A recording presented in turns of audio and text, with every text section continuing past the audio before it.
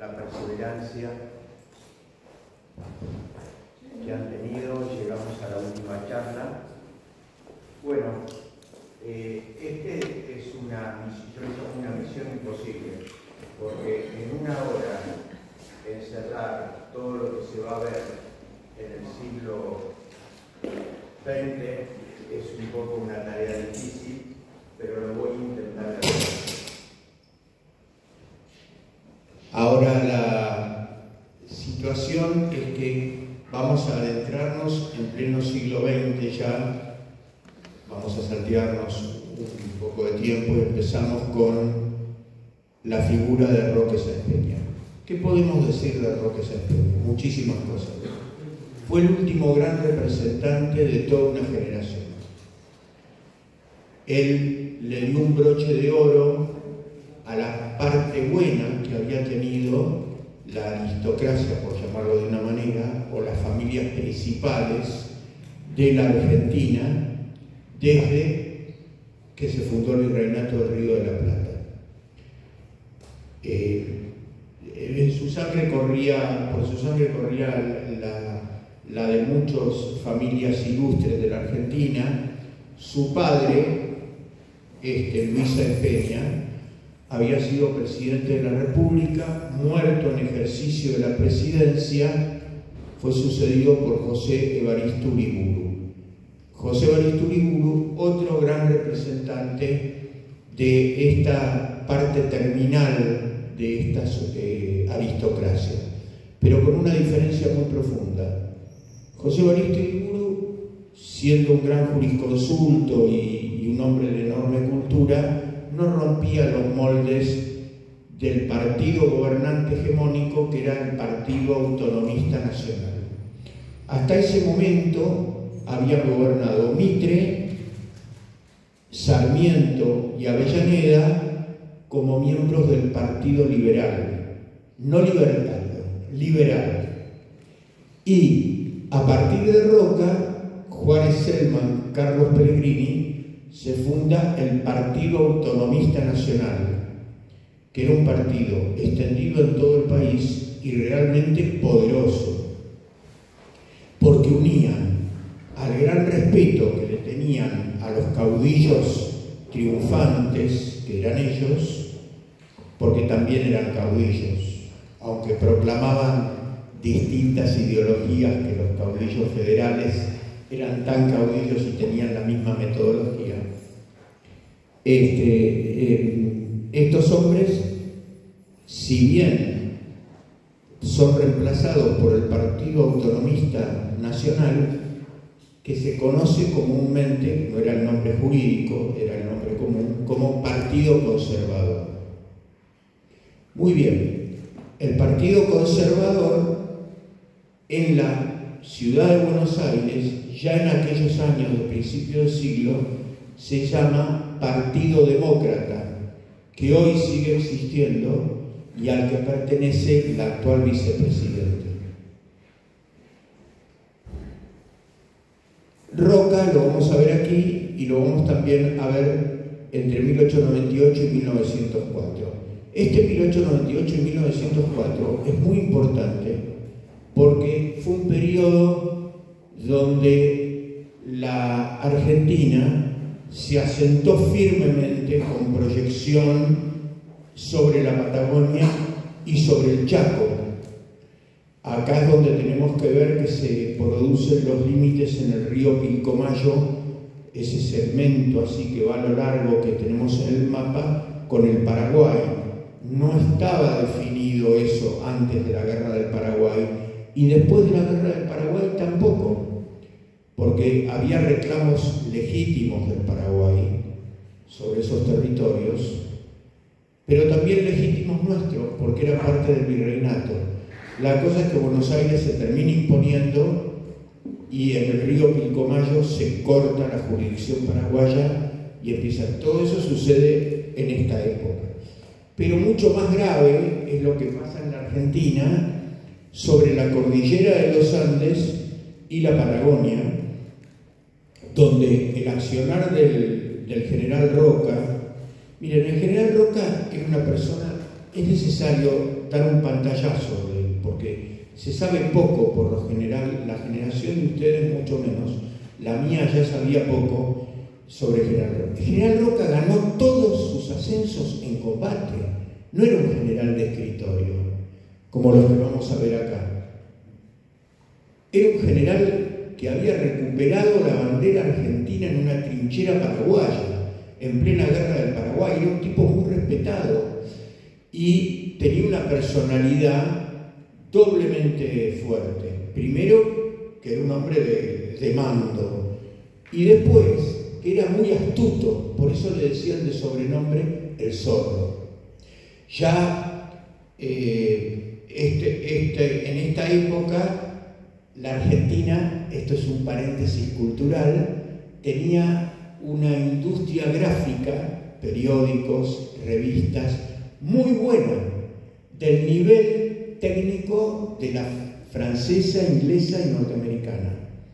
Eran las 4 mejores industrias gráficas del mundo, mejor que la española en materia de periódicos, con unos caricaturistas.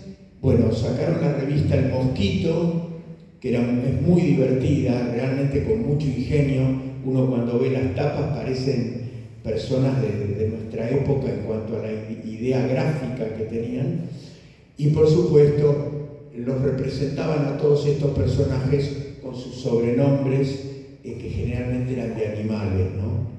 El zorro, la tortuga, el peludo era Irigoyen.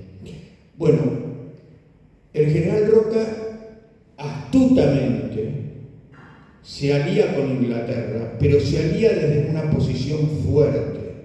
Él ocupa la Patagonia, traslada el ejército, según el escritor británico Frears, que amaba a la Argentina, uno de los pocos ingleses que amaba realmente a la Argentina, en su libro La Argentina, dice que lo que hizo la Argentina en la Patagonia es portentoso, que nosotros, desde Buenos Aires y desde la mentalidad que tenemos los argentinos de exitismo permanente, si no ganamos 5-0 perdimos, no nos damos cuenta de lo que fue el tema de la Patagonia, pero realmente en 130 años que podemos contar desde ese momento, se fundaron todas las ciudades de la Patagonia con excepción de una.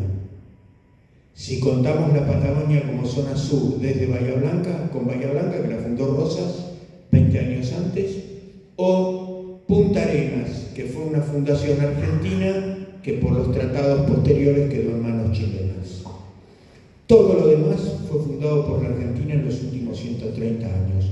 Cuando vayan por la Patagonia, todos los caminos nacionales, todos los caminos provinciales, todas las ciudades, aeropuertos, puertos, todo fue hecho en la Argentina en ese lapso. Si ustedes miran el mapa, se dan cuenta que es una obra portentosa. Sin embargo, los argentinos decimos, no hacemos nada por la Patagonia, le sacamos la riqueza y no le damos nada. Es una mentira y un desconocimiento absoluto. Sobre todo las Fuerzas Armadas. Las Fuerzas Armadas no solamente fundaron la mayoría de los establecimientos de la Patagonia, sino que además hicieron todos los caminos, todos los caminos. El último camino asfaltado, que fue Buenos Aires-Bariloche, lo hizo el general Onganía.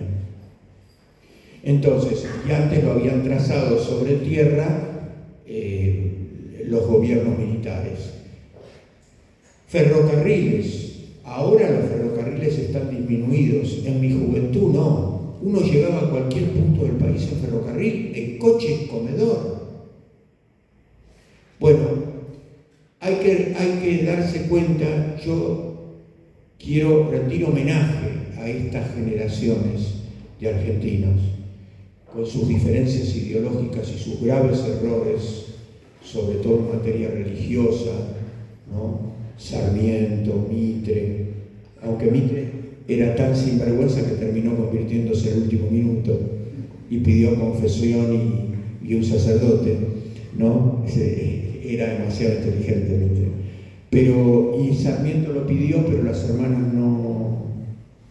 Eso fue terrible. Sarmiento muere en Paraguay.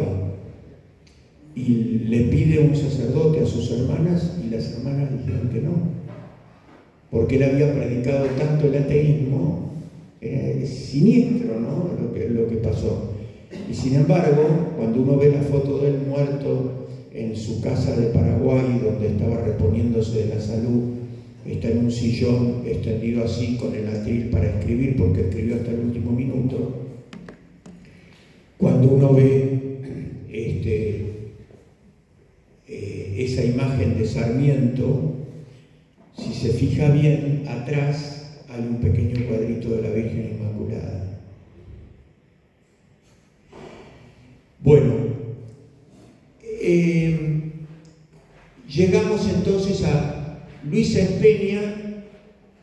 Habíamos dicho que era un hombre propio y disciplinado del Partido Autonomista Nacional, cosa que no era su hijo Roque Espeña. Cuando el papá se presenta como candidato a presidente, en esa época era colegiado y colectivo la elección, no era pública y popular, sino que se llamaba elecciones de voto cantado, había una tendencia y los senadores ungían al que iba a ser presidente, ¿no? Como se dice, la palabra ungir está mal expresada porque es religiosa, pero la usan así. Señalaban quién tenía que ser presidente, por número de votos era electo. Decidieron proponer a Luis Espeña para que no salga el hijo. Y el hijo se retira de la contienda electoral porque no iba a enfrentar a su padre. Si bien pensaban distinto, tenía ese respeto, como yo no me canso de decir, eran caballeros estos hombres. Nunca podrían entender que un presidente de la República diga insultos, haga groserías, todo eso. Estos eran verdaderos caballeros y no eran nenes de pecho, eran gente que había estado todos en la guerra. Bueno, Luis Espeña muere en ejercicio y es sucedido por José Baristuribú, que termina el mandato. Gana las elecciones Julio Argentino Roca, las elecciones del Congreso, ¿no? Y va a gobernar de 1898 a 1904, consolidando la presencia argentina en la Patagonia y logrando el gran acuerdo, el gran tratado de las más altas cumbres, inspirado por otro gran argentino de esa generación, el Perito Moreno, un verdadero nacionalista en el sentido criollo de la palabra. Vamos a hablar de qué tipos distintos de nacionalismos hay. Hay un dibujo precisamente del mosquito y otro de ya existía en ese momento Caras y Caretas, donde aparece el Perito Moreno saltando sobre la cordillera de los Andes y marcando los distintos mojones. Fue un trabajo descomunal que se hizo. El gobierno lo premió donándole el Nahuel Huapi y él se lo cedió a los territorios nacionales. Para que tengan una idea, la nieta de Perito Moreno murió hace 4 o 5 años, o sea, ya son personas muy cercanas en los tiempos de vida a nosotros. Entonces, después viene Manuel Quintana, José Figueroa Alcorta, mantienen la línea del Partido Autonomista Nacional, consolidan todas las instituciones que se habían ido construyendo desde el fin de la Guerra Civil y desde la capitalización de Buenos Aires, pero empiezan a vivir una situación inédita. Sucede un hecho en la historia argentina que nunca había ocurrido antes. Incipientemente se había mostrado en los años 40, ya un poco más en los años 50 y 60, pero en los años 70, 80 y en el 1900 ya era algo tremendo. 5 millones de inmigrantes, cuando el país tenía 1 millón de habitantes. 5 millones el primer censo lo hace Sarmiento, daba 1.047.000 habitantes entre todas las provincias, que en ese momento eran 14. Los 5 millones de inmigrantes se quedaron en el país 2,5 millones de ese primer gran gigantesco aluvión, y se fueron 2,5 millones, o sea, muchos vinieron, cobraron sus trabajos y se retiraron, y muchísimos vinieron y se quedaron, más o menos la mitad. ¿Qué proveniencia tenían? Siempre se menosprecia y se menoscaba la procedencia de los inmigrantes, diciendo querían que vengan holandeses, alemanes e ingleses, y vinieron italianos y españoles. Bueno, eso es eso pónganlo dentro de las estupideces crónicas de la historia argentina, como decir, por ejemplo, si hubiesen ganado los ingleses hoy seríamos Canadá, ¿no? Dentro de todas esas estupideces que no se puede hacer además lo que se llama historia contrafáctica. La historia contrafáctica es que hubiese pasado si. ¿En qué hubiese pasado si Hitler ganaba la guerra? Eso se llama historia contrafáctica. Hay historias contrafácticas que se pueden hacer hasta cierto nivel, ¿no? Pero cuando son hechos tan graves e importantes es ridículo. Los italianos y españoles, que fueron la gran masa de los inmigrantes, después hubieron inmigraciones cuantitativamente menores, pero no menos trascendentes, eran en su gran mayoría agricultores, pescadores y gente de la industria. Y entonces estos presidentes empiezan a vivir un problema gravísimo, que los que venían de zonas industriales, sobre todo los italianos que venían de Turín y de Génova, los alemanes, que eran mucho menos en cantidad, pero eran muy organizados, venían con pensamiento socialista y anarquista, cosa que era una novedad para el pueblo argentino. Imagínense una población donde uno va caminando por las calles y escucha hablar en alemán, en inglés, en francés y no en castellano. Era lo que pasaba. Si habían entrado 5 millones de extranjeros y había 1 millón de argentinos repartidos en las 14 provincias, y acá viene otra gran genialidad de esta gente. ¿Cómo todos esos argentinos pudieron asimilar y absorber a 5 por 1? Piensen un poco.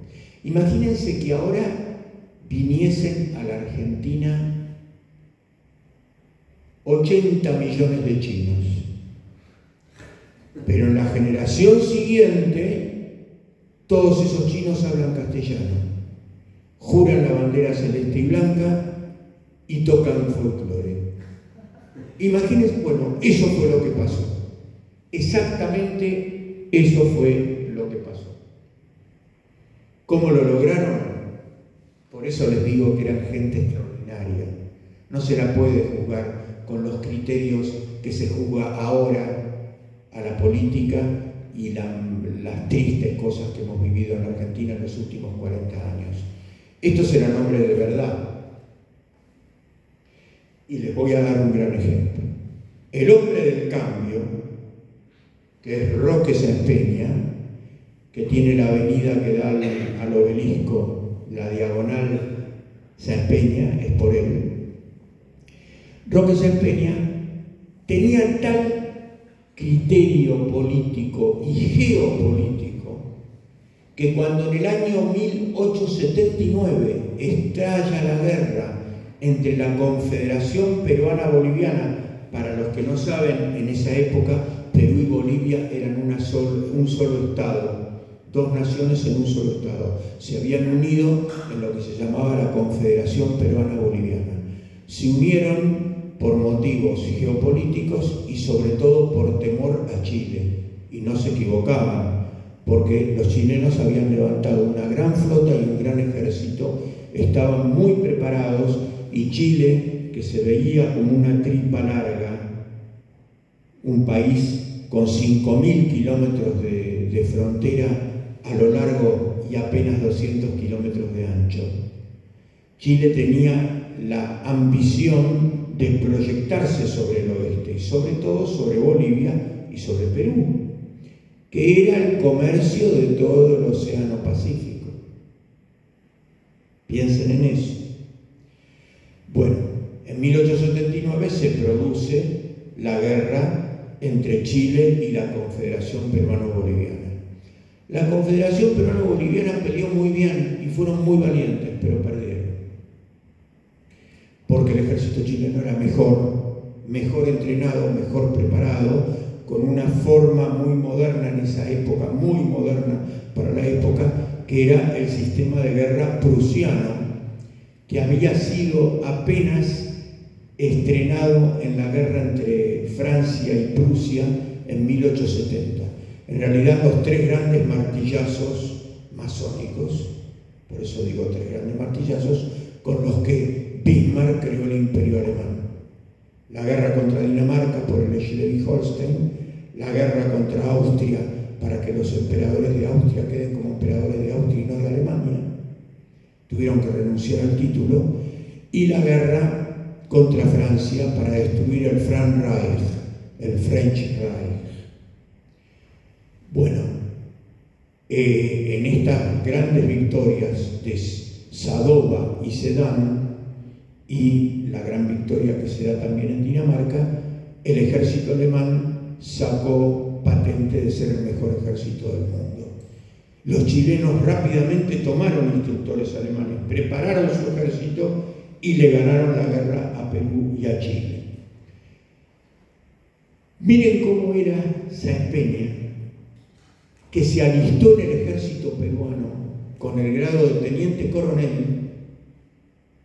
Le dieron mando de un regimiento, peleó en la batalla de Arequipa, se cubrió de honor, lo ascendieron a coronel, después lo ascendieron a general, y muere un general peruano de un balazo que le pegan los chilenos al lado de él en pleno combate. Bueno, él ipso iure, al aceptar el grado de coronel del ejército peruano, perdió la ciudadanía temporariamente argentina. Cuando vuelve a la Argentina, después de caer prisionero, está 6 meses prisionero en Chile, vuelve a la Argentina y el Congreso Nacional inmediatamente al ex diputado le levantan el tema de la nacionalidad y le devuelven la nacionalidad argentina, porque claro, él había jurado defender a un ejército y una bandera extranjera. ¿Pero por qué lo hizo? Lo hizo porque era consciente del peligro que significaba para la Argentina un Chile poderoso, a tal punto que en ese mismo año de 1879 es cuando se produce la campaña al desierto. Roca todavía era comandante en jefe del ejército y ministro de guerra, no era presidente, el presidente era Avellaneda. Y el joven Roque Sáenz Peña llegaba al grado de general del ejército del Perú. Esos eran estos personajes, ¿no? Como aquel que les conté en la otra clase, que le corta un cacique en duelo un brazo y dice: general, todavía me queda el otro para trazar los límites de la provincia del Chaco, y encima funda resistencia. Eran personas fuera de lo común. Y dentro de esta concepción seria empiezan a crear instituciones con las que absorben a la masa de inmigrantes. Vamos a hablar un poquitito de la inmigración. La inmigración, fundamentalmente españoles e italianos, más italianos que españoles, aunque fueron muchísimos de los dos. Lo que pasa es que los españoles, al tener los mismos apellidos que los argentinos, se equilibraron con los italianos. Después vinieron los ingleses, los alemanes, los franceses, los judíos de Ucrania, provenían de lo que hoy es Ucrania, como Zelensky, el actual presidente de Israel, que se fueron a vivir, traídos por Teodoro Herzl, a Entre Ríos, y los sirio-libaneses, que es exactamente lo opuesto en la forma de inmigrar. Mientras que los judíos alemanes, holandeses, franceses, galeses en el sur, solamente en el sur, venían en colonias, los alemanes del Volga, los Volga Deutsch, que eran los que había llevado Catalina la Grande a Rusia. Catalina la Grande era alemana, no era rusa, pero se casó con el zar, después lo derrocó al marido. Alguien dice que algo más que derrocarlo, ¿no? Porque murió, pobrecito. Y ella quedó como la gran zarina de Rusia. Bueno, ella lleva a los Volga Deutsch al Volga, que eran alemanes. Y estos Volga Deutsch vienen a la Argentina y se ubican también en Entre Ríos, más o menos el Volga y de la misma procedencia de donde venían los ucranianos. Por eso, en Entre Ríos, donde hay una población de origen alemán, al lado hay una población de origen judío. Bueno, llega esta gran cantidad de inmigrantes. Al poco tiempo, los judíos no sabían casi una palabra de castellano, pero ya querían ser gauchos. Y empiezan a surgir los gauchos judíos. Contrariamente a esta mentalidad de colonia, venían los sirio-libaneses, que en esa época eran parte del imperio turco. Por eso le decían los turcos, pero no eran turcos. Generalmente eran agricultores, sabían mucho los libaneses de madera, de agricultura, de ganadería, pero venían en la mentalidad absolutamente distinta, individual. Cada libanés en sí mismo era todo un movimiento de cosas y juntos se peleaban, porque esa es la psicología de los reinos de taifas que tienen la cultura árabe, ¿no? O sea, no podían venir en colonias, pero ¿a dónde iban? ¿A dónde estos gobernantes los mandaban? Los mandaban a las provincias más despobladas. Que vayan, que hagan su labor, que se establezcan, que les den tierras, porque ahí no había nadie. Y así son los que fueron a Catamarca, La Rioja, la Patagonia entera y algunos lugares del litoral, y también de Córdoba. Donde había despoblación, llegaban los sirio-libaneses y empezaba a surgir algo. En cambio, los otros iban en colonias y hacían verdaderos emporios de colonias, a veces con producciones novedosas, y esto en poco tiempo hizo que la Argentina no solamente empiece a mostrar población en toda su geografía y localidades que surgían de la nada, sino que además provocaron una revolución de producción y la Argentina se convirtió en el granero del mundo. Eso, sumado a la política que Carlos Pellegrini, no sé qué pasó, te toqué, a la política que Carlos Pellegrini impone al Banco Nación, todavía no existía el Banco Central hasta 1930, es una consecuencia de la crisis del 30, el Banco Central en todo el mundo, menos en Estados Unidos, que tiene la Reserva Federal. Bueno, Carlos Pellegrini crea un nuevo Banco Nación y además impulsa el gran desarrollo del Banco de la Provincia de Buenos Aires, que lo había creado ¿quién? Rosas. Y con esos dos baluartes que estaban en todo el territorio del país, más los bancos que traían las colectividades, el Banco Alemán, el Banco de Galicia, el Banco de Londres, algo así, la Argentina empieza a tener un movimiento financiero impresionante y grano a patadas. Y empiezan a llamarla el granero del mundo. Pero también empiezan los problemas. ¿Vieron esa frase que dicen las mamás? Hijos chicos, problemas chicos, hijos grandes, problemas grandes. Bueno, empezaron los problemas graves otra vez. Ya se creía superado toda la etapa de las guerras y de las muertes y todo, y aparece ¿qué? La ideología. Pero como los argentinos siempre somos muy especiales, acá la ideología empezó a mudar. Piensen que estamos a 14.000 kilómetros de Europa. Todo acá, y en esa época que no existían los medios de comunicación actuales, todo llega tarde. Todo llega tarde. Entonces las modas llegaban tarde. Una forma de moda que se ponía en París, acá se empezaba a usar 2 o 3 años después. Y eso era lo que más rápido se usaba. Eso también provocó montones de cambios culturales, porque no me tiene que dar vergüenza hablar de este tema, pero es una realidad que hay que tener en cuenta para entender el porqué de muchas cosas de los argentinos en su subconsciente colectivo. De esos 5 millones de habitantes, inmigrantes que vinieron, 4 millones eran varones. No había mujeres. Había 4 o 5 varones por cada mujer. Entonces empieza a crearse toda una mentalidad con respecto a la mujer y de la mujer con respecto a los varones que impacta en el tango, que impacta en los suburbios y en la mentalidad de la gente, y que recién se empieza a revertir en los años 50, 60. Yo alcancé a vivir el mundo antiguo de esto, que cambió mucho, no saben cómo cambió, pero es algo impresionante. La concepción que se tenía de la vida familiar en los años 60 no tiene nada que ver con lo que hay ahora. Lo pueden comprobar en viejas publicidades que aparecen en internet.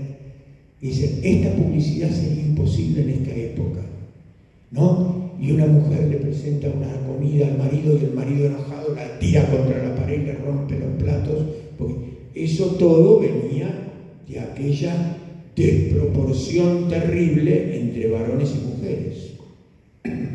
Ese era otro problema que estos tenían. Entonces empezaron los burdeles, las ligas de prostitución, todo eso se reflejó en el tango. Por eso las familias de ellos veían al tango como algo malo al principio, porque era la música que surgía de ahí, de esas costumbres, de esas realidades, de los conventillos. ¿Por qué se les llaman conventillos a los conventillos? Y esto es importante hablarlo para explicar lo que significó la ley Sáenz Peña. Acá ustedes ven esta casa. Esta casa es técnicamente es una urbs quadrata. Urbs, urbe, de ahí viene la palabra urbe, es del latín. Una urbs quadrata era la típica casa romana. Patio, lugar para que llegue el agua a la fuente, que después fue reemplazada por un aljibe en nuestra cultura pampeana, de donde se perfora y hay agua. Galería donde dan las habitaciones. Bueno, por un problema de diseño de la ciudad, se partió por la mitad. Entonces, como los conventos también eran urbs quadrata y los cuarteles también eran urbs quadrata, de ahí viene cuartel. Entonces, por parecido a los conventos, que había tantos en esa época en la Argentina, se los empezó a llamar, como eran partidos por la mitad, conventillos. El conventillo tenía un administrador que al principio era criollo, pero después empezó a ser italiano y español, y cada familia vivía en un cuarto, ¿no? Y compartían la cocina común, que era enorme, el patio donde se lavaba. Piensen que no había agua corriente, no había ducha, no había nada de eso. Todo se hacía en el patio era la vida, y después te tenías que meter en el cuarto. Imagínense millones de personas viviendo así. ¿Dónde hablaban los novios? En el zaguán, que era el pasillo que llegaba a la calle. Ahí salían las chicas y los muchachos, trataban de poder, era el único lugar que tenían para poder hablar, sin que los escuche todo el conventillo y hagan conventillo. Entonces, en esta época empiezan a vivir estas millones de personas que además tenían una cierta movilidad porque se iban a trabajar al interior o se volvían a sus patrias. Muchos de ellos empiezan a vivir, y la ideología que manejaban muchos de ellos era la ideología anarquista. Los anarquistas masónicos, de origen masónico, provenientes de Génova, Ceneice se dice en italiano, al que viene de Génova, se ubican en el barrio de La Boca.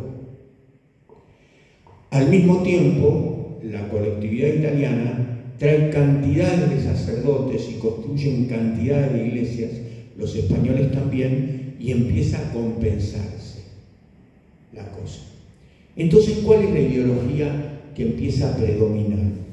La ideología que empieza a predominar era un partido político que había surgido en esta época, a veces aliado al Partido Liberal de Mitre, a veces aliado y a veces no, y siempre peleado con los conservadores, que se llama primero la Unión Cívica.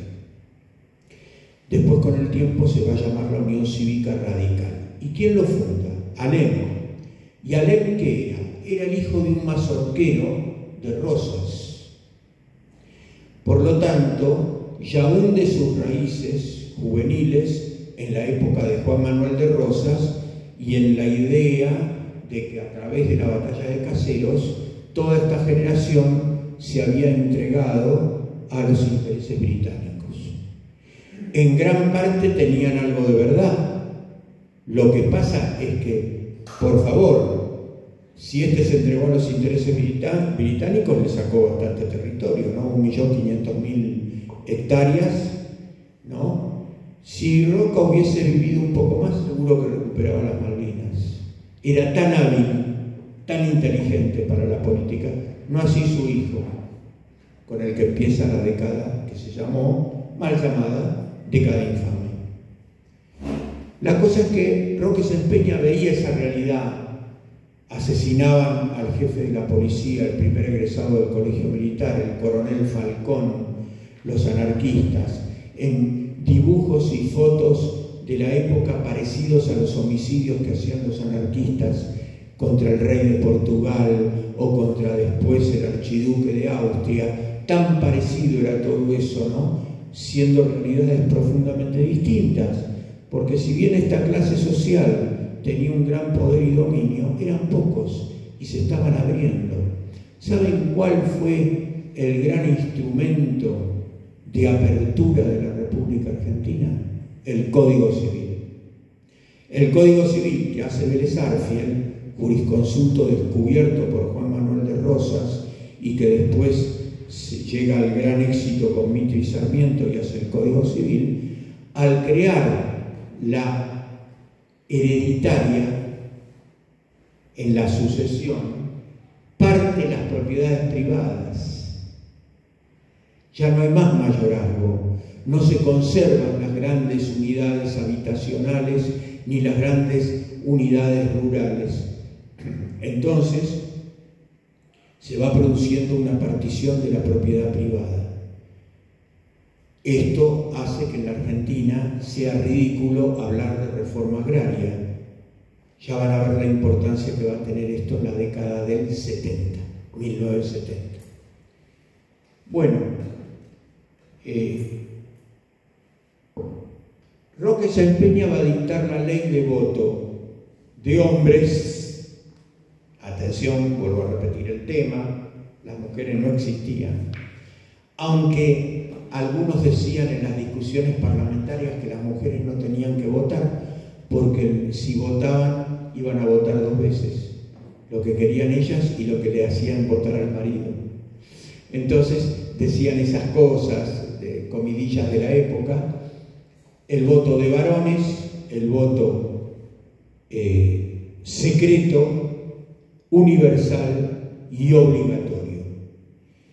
Pero ¿cómo era posible implementar el voto secreto, universal y obligatorio? Bueno, en el año 1904, que estuvimos tan cerca de entrar en guerra con Chile, donde la Argentina compró una cantidad de armamento formidable a Prusia y a Francia, los cañones Beaufort y los fusiles Mauser, que se usaron hasta hace muy poco en la Argentina,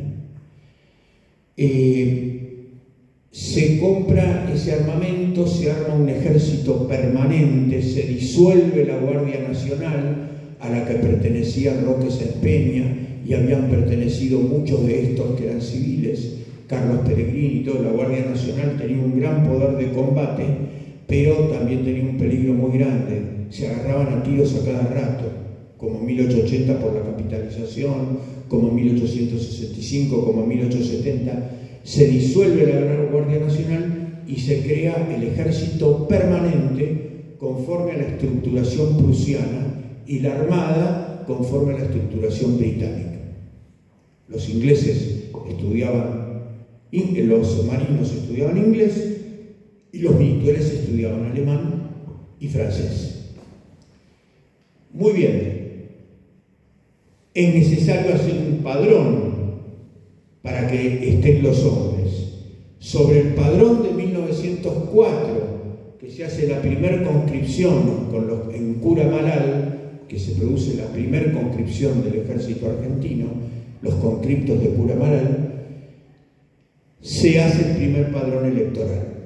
Y Roque Sespeña muere y es sucedido por Victorino de la Plaza, que era su vicepresidente. O sea que padre, hijo y padre, los dos mueren en el ejercicio de la presidencia. Y lo sucede José Evaristo Uriburu al papá, y al hijo lo sucede Victorino de la Plaza.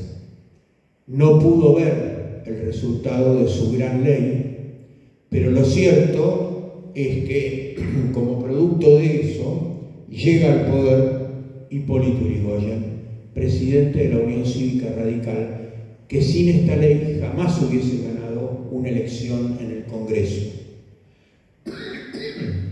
Hipólito Yrigoyen tiene claros oscuros. Le llamaban el peludo. ¿Se acuerdan que a los dirigentes les ponían sobrenombres de animales?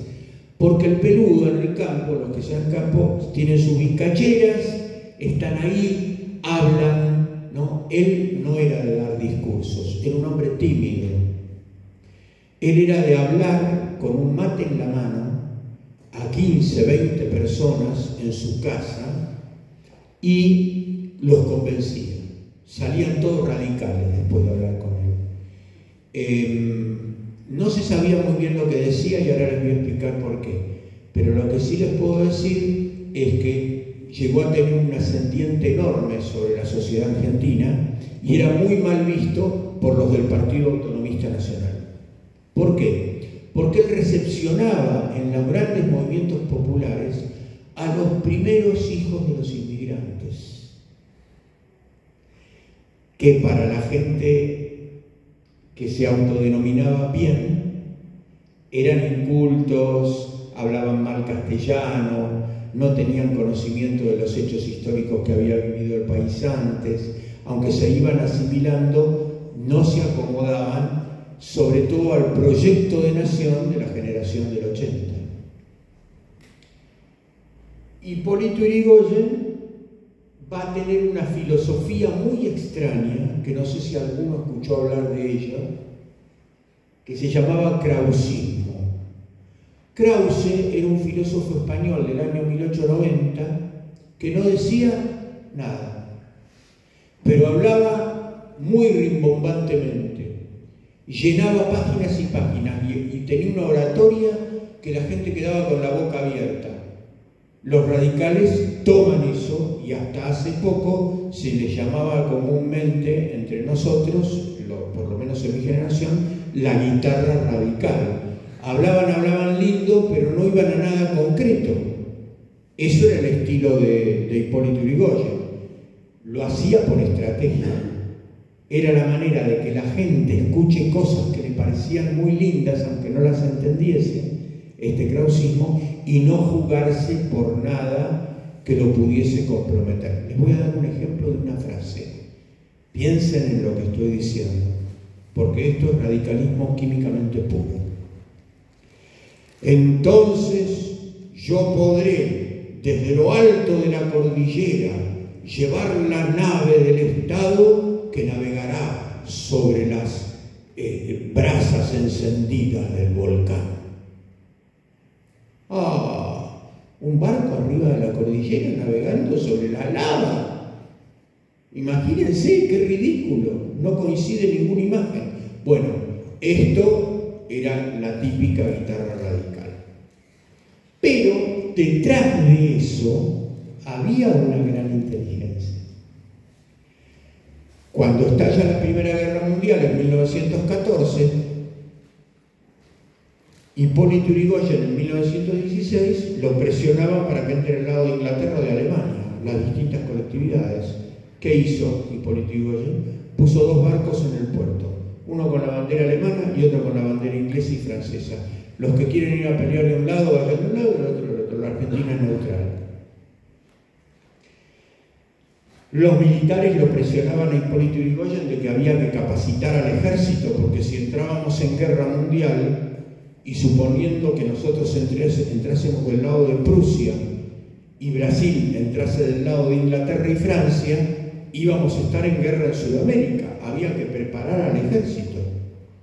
Entonces Hipólito Yrigoyen le ordena a un general que se llamaba Mosconi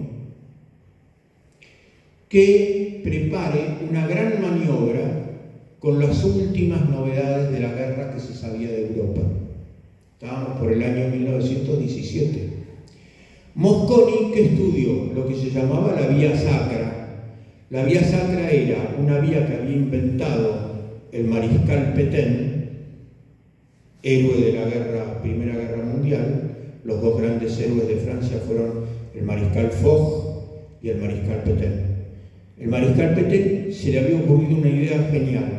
Por la misma ruta que iban los camiones llevando munición, comida y refuerzos, volvían los mismos camiones trayendo los heridos y las cosas para reparar. Entonces, permanentemente circulaba la logística en el frente de guerra. Eso había que ensayarlo, se le llamaba la vía sacra. ¿Y qué se necesitaba? Camiones. ¿El ejército había comprado camiones? Sí, teníamos camiones. ¿Pero con qué andan los camiones? Con nafta. Entonces se presenta el general Mosconi con la avisación y autorización de Hipólito Yrigoyen a hablar con el presidente de la Shell, que era la única empresa que producía combustible en la Argentina y tenía destilería de la nafta de aquella época. Y el presidente de la Shell le dijo: no hay 1 litro de nafta para el ejército argentino porque lo necesitamos nosotros para mandarlo a Inglaterra. Entonces el general Mosconi le dice: pero señor gerente, dice, esto es petróleo que se saca del territorio argentino. ¿Cómo? No podemos contar ni siquiera para practicar militarmente, y si entramos en guerra, ¿cómo debe ser? A mí no me importa, ustedes hacen lo que nosotros decidimos, le contestó el gerente de la Shell. Mosconi cuenta en sus memorias que agarró su gorra, era un día de invierno, estaba con capote, se paró, se dio media vuelta sin despedirlo al gerente inglés, cruzó la puerta y dice: cuando terminé de cruzar la puerta había nacido en mi mente YPF. Entonces se fue directo, cruzó la plaza, desde lo que hoy era la Franco-Argentina, casi en la esquina del Cabildo, cruzó la plaza, llegó a la Casa de Gobierno, lo ve a Yrigoyen y le dice: hay que fundar YPF, hay que hacer una reserva nacional y hay que cambiar la legislación. Yrigoyen lo hizo. Los recursos naturales son del Estado, no son de las empresas. Parece que están por hacer exactamente lo contrario ahora. Piensen. Los recursos naturales son del Estado, la minería es del Estado y fundó YPF. Bueno, volvemos a repetir, estos eran hombres distintos. Hipólito Yrigoyen tenía además los radicales, que no se olviden que Alem, que los había fundado, que se había suicidado después de que había perdido las elecciones acá, era hijo de mazorquero. ¿En qué año nació Hipólito Yrigoyen? En 1952, en el mes de julio. Todos decían, era la comidilla interna, ninguna prueba, que era hijo natural de Juan Manuel de Rosas. Eso lo hacían para generar el mito del caudillismo, del caudillo, del peludo. Termina su mandato y ¿quién gana? Marcelo Torcuato de Alvear, el que le da el nombre a don Torcuato. Marcelo Torcuato de Alvear era nieto del general Alvear, aquel al que San Martín despreciaba y él odiaba, totalmente del Partido Unitario, liberal y todo. Pero si bien era un hombre cajetilla, como le llamaban a los ricos poderosos, de gran fortuna y con pretensiones de superaristocracia, era un hombre muy capaz y decente, entró multimillonario al gobierno y salió sin un peso. Pagaba él las cosas de su bolsillo. Todo lo que era movimiento que a él se le ocurría, porque tenía que hacerlo para el bien del país, lo pagaba de su bolsillo. Así fundió a su familia. Marcelo Torcuato de Alvear hizo un gobierno, era la época en que la Argentina tiraba manteca al techo, la época que se construyó los grandes palacios que ahora son en su mayoría ministerios, ¿no? La época de la Argentina, nunca fue la Argentina una potencia, eso que dicen ahora es una estupidez, pero sí era un país económicamente fuerte y que se había hecho ganar un gran respeto. Y llegamos al año 28 y un Hipólito Yrigoyen de casi 80 años vuelve a ganar las elecciones. Pero el caudillo estaba decrépito. Le fabricaban un diario con las noticias que él quería ver y no resolvía nada. La Argentina estaba impaciente. El ejército, siguiendo la huella de Mosconi y después del general Sabio, que crea la siderurgia nacional, hablaban de crear un gran poder nacional y un gran Estado. Era el momento en que empezaban a surgir ideas nacionales, nacionalistas, el poder del Estado, etc. En el año 22 Mussolini había tomado el poder en Italia y en el año 33 Hitler en Alemania, en ese momento era una estrella ascendente. Este general, José Evaristo Uriburu, da un golpe de Estado el 6 de septiembre de 1930. Lo derrocan a Hipólito Yrigoyen. Las turbas entran en la casa de Hipólito Yrigoyen, que era humilde, y la destrozan. Yrigoyen cae en una profunda depresión, se siente abandonado por todos, pero no pasaron 48 horas del golpe de Estado que la sociedad argentina se desilusionó. Cuando Uriburu nombra a los ministros, una revolución muy popular, fue, cuando nombra a los ministros, eran todos los del Partido Autonomista Nacional. Otra vez el conservadorismo al poder, que era volver atrás a antes de Yrigoyen. La figura de Yrigoyen es revalorizada, Yrigoyen va a morir en ese año, en el 34, y el entierro de Yrigoyen fue el primer gran entierro multitudinario de la historia argentina. Después iban a venir los entierros de Eva Perón, de Gardel, de Eva Perón y de Perón, que fueron los 4 entierros más gigantescos que hubo. Bueno, el general Uriburu, sintiéndose totalmente usado como va a suceder con los oficiales del ejército de pensamiento nacionalista, que siempre dan el golpe con fines patrióticos y terminan nombrando el esquema económico de la sumisión al extranjero, muere de depresión también en el año 34. Sube en las elecciones el general Justo. El general Justo era lo más parecido que podía haber a esto, ¿no? Totalmente pro-británico, totalmente pro-liberal, hace un gobierno bueno desde el punto de vista técnico, se construyen un montón de obras, porque él era ingeniero militar, por ejemplo la General Paz, que nosotros usamos para ir a Ezeiza, la construyó él, y un montón de obras así. Fue en ese sentido muy productivo y gana las elecciones siguientes a él en el año 38 este médico, el doctor Marcelino Ortiz. Un hombre pasó a la historia con este título, un hombre decente. Un hombre bueno, decente, que juntaba lo inteligente de Justo con lo patriótico de Irigoyen, pero que tenía una desgracia muy grande. Su enfermedad de diabetes lo iba a hacer renunciar porque había quedado ciego, y sube como presidente este otro hombre, el doctor Castillo, jurisconsulto, hombre del interior, de gran capacidad, muy serio y muy honesto. Para que tengan idea, cuando él muere ya derrocado, porque lo van a derrocar el 4 de junio de 1943, tenía 45 pesos en su cuenta. El ataúd costaba 245 pesos. Tuvieron que juntar plata todos los del Partido Conservador, pero digamos los que tenían fe religiosa y todo, pagaron el cajón para las exequias. Ni eso tenía.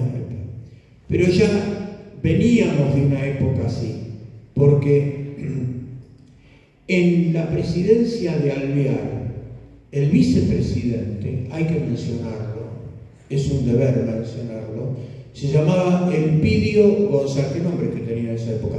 Elpidio González. Elpidio González era un hombre culto, inteligente, capaz, sumamente honesto, era terciario franciscano y está enterrado con el hábito de San Francisco.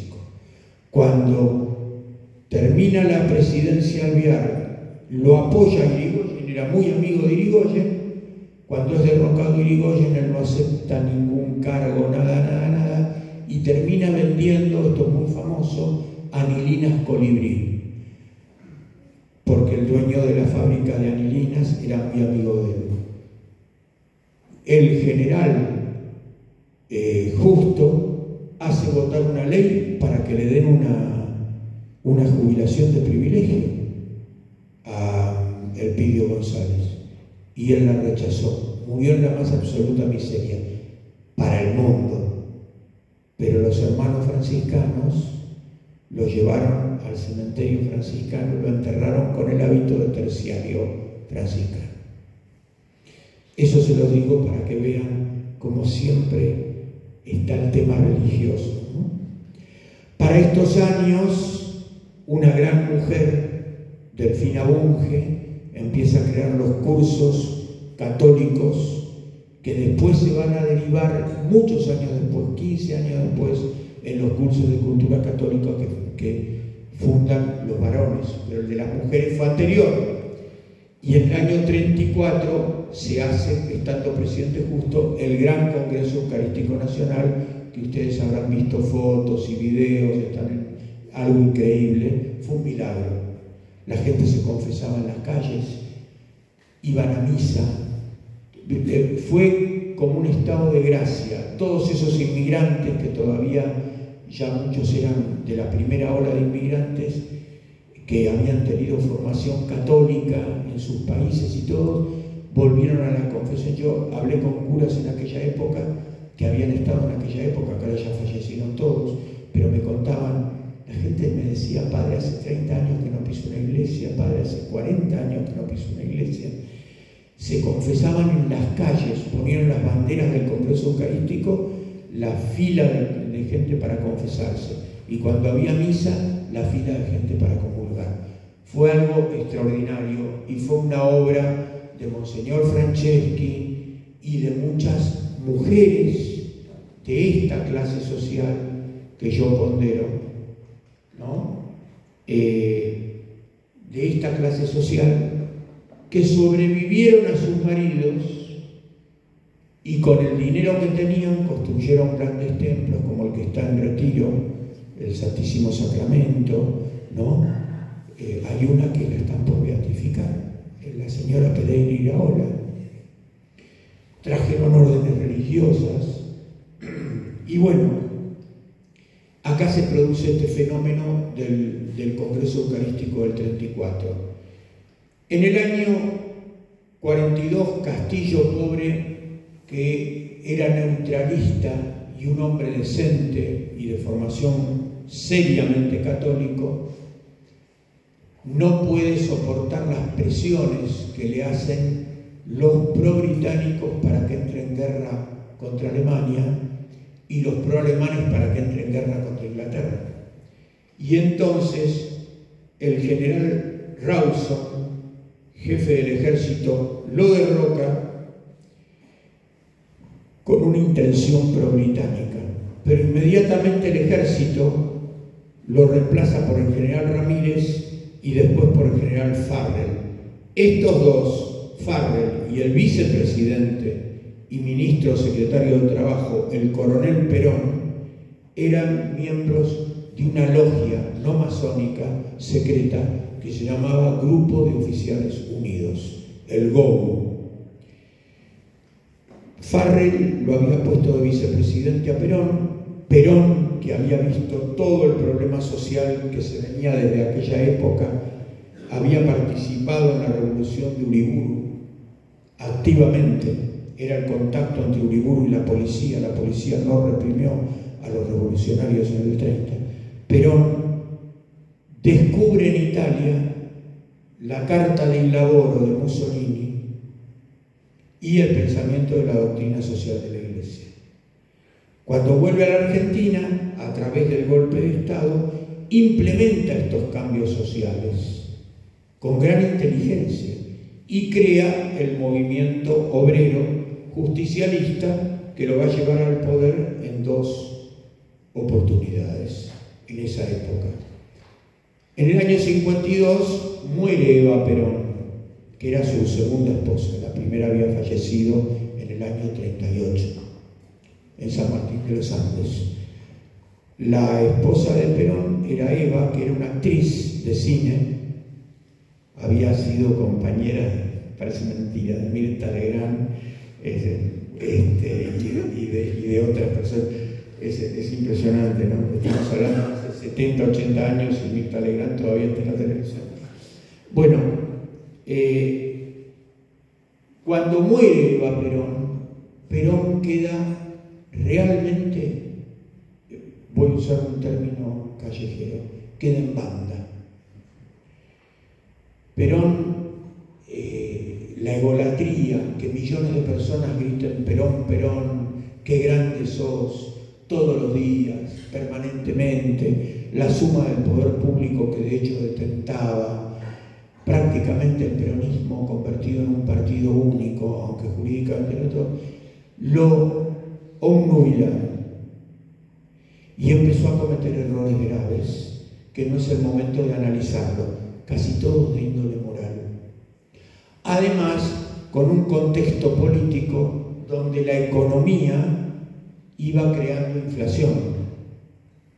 Entonces Perón entra en cometer algunos errores que le cuesta una conspiración para derrocarlo.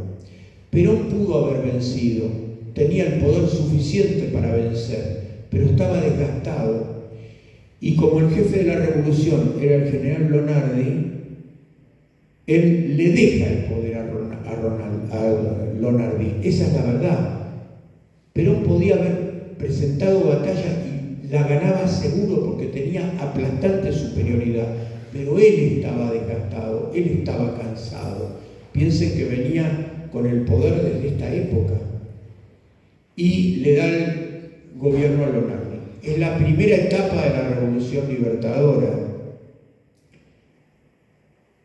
No por orden de Lonardi, sino en un momento anterior. Lonardi se levanta el 6 de septiembre del 55. El 16 de junio del 55, la Armada bombardea Plaza de Mayo y mata a 368 inocentes, entre ellos mujeres, niños y ancianos que estaban en la plaza.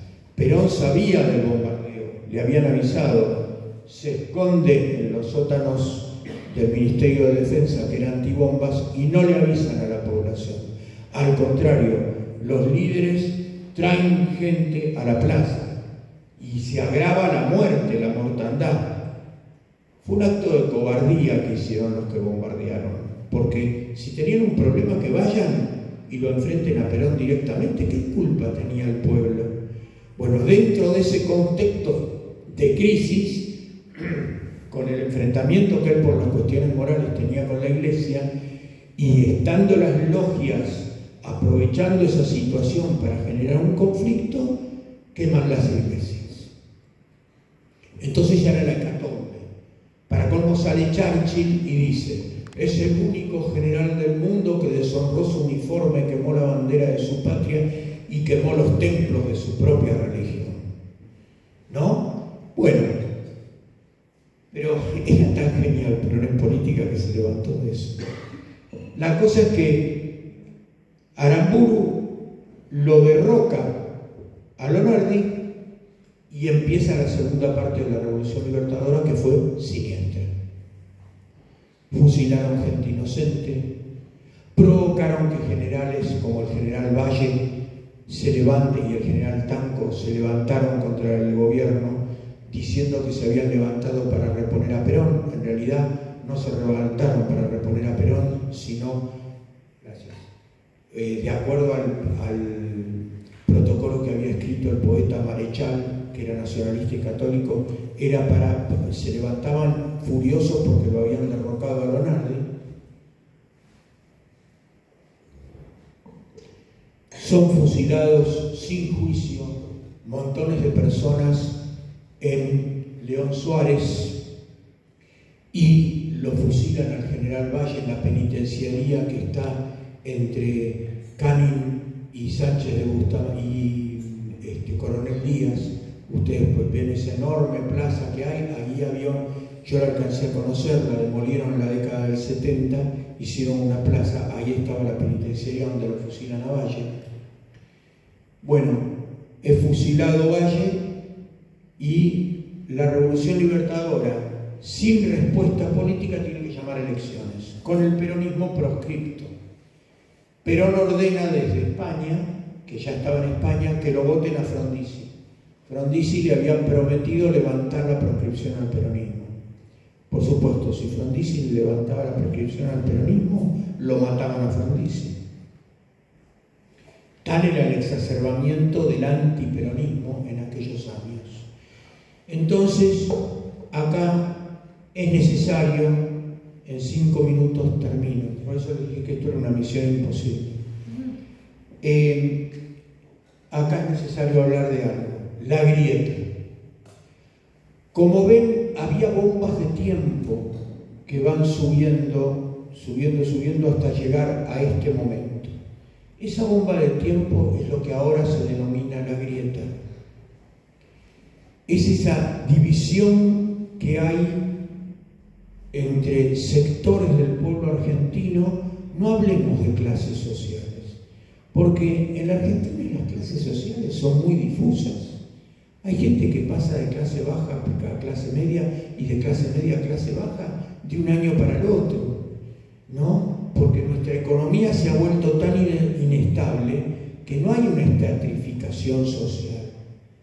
Pero sí hay una cosa como que si vos cumplís con este y este aspecto, vivís en tal lugar, vestís de tal manera, hablás de tal forma, hacés tal cosa, perteneces a un grupo social. Y si haces otro tipo de, perteneces a otro grupo social. Y no hay puentes de comunicación. Esa es la clave de la política argentina. No importa la racionalidad de lo que haga el gobierno. No importa. El gobierno puede tomar medidas acertadas, pero si está del otro lado de la grieta, es mi enemigo. O el gobierno puede hacer desastres, pero si está del otro lado de la grieta, es mi amigo. ¿Se dan cuenta? Y eso es lo que pasa en la Argentina. Es lo que vulgarmente podemos decir un River Boca. O un Independiente y Universidad de Chile. No sé. Pero lo cierto es que esto es muy grave porque es lo que la rémora que tiene nuestro país. Esto que sucedió en José León Suárez, los fusilamientos, va a engendrar décadas de violencia política. Jóvenes que se sentían que tenían que liberar al país de lo que consideraban una dictadura. Para los de un lado de la grieta no era una dictadura, pero para los de la otra que los habían fusilado, sí. ¿No? Entonces empiezan a aparecer los grupos políticos, primero de derecha hasta con algún contacto católico, como Tacuara y el inicio de Montoneros, y después los grupos de izquierda que aparecen de la mano de la Guerra Fría, de la guerra que se llamó de foquismo, focos de insurrección, que Che Guevara y Fidel Castro venían inspirando en toda Latinoamérica. Entonces se empiezan a juntar estas cosas. Perón, que estaba en España, medio que se inclina por una postura izquierdista al principio, después va a cambiar al final, y crea lo que se llama la tercera posición, que ya la había explicitado en el gobierno, y que es correcta. Ni yanquis ni marxistas, que era la Guerra Fría, peronistas en ese sentido, podríamos decir ni yanquis ni marxistas, argentinos, si prefieren. Bueno, la cosa es que Perón es el que verdaderamente dirige entre bambalinas la política, sobre todo la oposición. Frondizi es llamado por Kennedy. Kennedy le pide que por favor hable con el Che Guevara para ver si puede poner paños fríos a la guerra focal que se estaba produciendo en Sudamérica, que cada vez fue más grave. En Colombia aparecen las FARC, las Fuerzas Armadas Revolucionarias de Colombia, que duraron hasta hace muy poquito en guerra, más de 40 años. Y todos los grupos en la Argentina, apareció el ERP, el Ejército Revolucionario del Pueblo, el PRT, Partido Revolucionario de los Trabajadores, el FARC, Frente Anárquico de Revolucionario, el FAP, Frente Anárquico Popular, el FAL, Frente Argentino de Liberación, ¿no? En Chile el MIR, en Uruguay los Tupamaros, todos interconectados y asociados en esta guerra que se desata. Kennedy la quiso frenar, lo llama a Frondizi y le pide que tenga una entrevista con el Che Guevara. Frondizi tiene una entrevista con el Che Guevara. Los militares argentinos se entendieron, dijeron: Frondizi, que tenía antecedentes en su juventud de ser comunista, está arreglando con el comunismo. Y lo derrocaron. El gobierno de Frondizi tiene muchas cosas muy interesantes, porque fue el último presidente que pensó una estrategia y una economía nacionales. Pero bueno, no pudo seguir y llegamos entonces es derrocado. Los militares no toman el poder porque el que lo derroca fue el general Guido. Frondizi manda un emisario antes de caer pidiéndole a Onganía que se haga cargo del poder. Onganía le dice que sí, pero llega tarde la noticia. Sube el presidente del provisional del Senado, que era Guido, que queda como presidente de la Nación. En el 63 llama elecciones y gana la Unión Cívica Radical con Arturo Humberto Illia, con un 20% nada más de los votos, y el peronismo proscripto. Illia hace un gobierno de decencia, pero inmóvil, aparentemente inmóvil. no tomaba decisiones, le decían la tortuga, pobre Ilia, pero no tomaba decisiones y cometió un error. Frondizi había firmado los contratos petroleros con empresas norteamericanas petroleras que Kennedy le había ofrecido, y acá lo interpretaron como que eran las grandes empresas norteamericanas explotadoras, y eran pequeñas empresas norteamericanas que tenían la tecnología y estaban muriéndose en Estados Unidos. Entonces Ilia anuló esos contratos. Después dijo que fue lo único que se arrepintió de su gobierno, que los contratos eran muy buenos. Nosotros llegamos al autoabastecimiento total de combustible. En el año 69, un argentino podía viajar por monedas con su autito por toda la República Argentina y era baratísimo. Pero al tirar los contratos, que fue el error que cometió. Pero él no va a caer por eso. Lo van a derrocar porque él ataca con la ley del ministro de Salud, Oñatibia, al monopolio de los laboratorios médicos. Entonces la ley Oñatibia, que dicta el Parlamento, el Congreso mejor dicho, va a provocar que lo derroquen a Ilia y va a tomar el poder una junta militar. Los generales Lanuse por el ejército, Niavi por la armada, almirante, y brigadier general Rey por la aeronáutica. Y le van a ofrecer a un prestigioso general retirado, que era Onganía, la presidencia. Onganía, ¿qué hace? Agarra las 300 carpetas del plan de Frondizi y las impulsa. En 4 años hace un gobierno excelente. Primer ministro de Economía, Salimey, que era nacionalista, era patriota, pero después lo presionan, cae Salimey y sube Krieger Bacena. Krieger Bacena, que es lo mismo que decir Cavallo, Milei, ese tipo de, ¿no? Macri, es esa línea. Ahí queda desprestigiada Onganía por eso, y a pesar de que los obreros argentinos eran los mejor pagos del hemisferio sur, se rebelan en Córdoba y le hacen el cordobazo. En el contexto de la Guerra Fría y de la guerra del foquismo que se estaba desatando en Sudamérica y que trataban los medios de comunicación de tapar, que la gente no sepa que había una guerra terrible en todo el continente que llevó miles de muertos y de sufrimiento. Se tapaba, no pasaba nada. Lo más importante, el mundial, en esa época lo ganaba Independiente, los de la Libertadores de América, era más importante que cualquiera de estas cosas. Bueno, Onganía además tiene otro golpe tremendo. Un grupo de montoneros secuestra a Aramburu y lo matan. Aramburu, que hay muchas cosas negativas para decir de él, muchas cosas negativas, tuvo una muy positiva, y en un militar es más importante. Supo morir. Cuando los secuestradores en Timote, en un sótano, lo juzgan y le dicen: hemos tomado la decisión en nombre del pueblo argentino de fusilarlo, él se pone contra la pared. Lo cuentan ellos mismos en una revista de montoneros, y dijo: proceda, de cara a los que lo mataron a tiros de pistola. Bueno, eso también sucede en el gobierno de Onganía.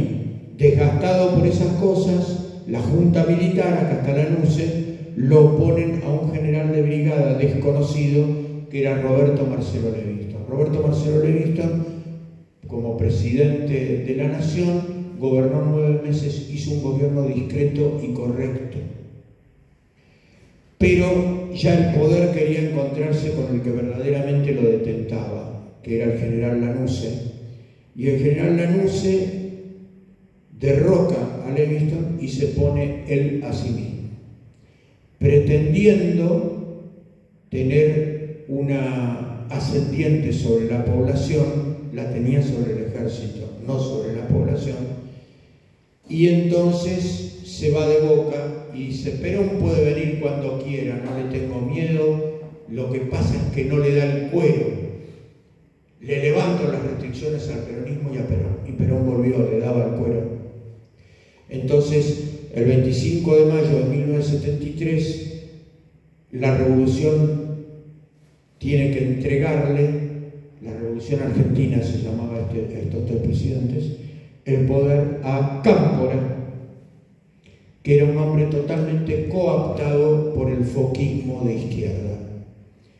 Cámpora hasta 3 veces, su gobierno es un verdadero y auténtico desastre.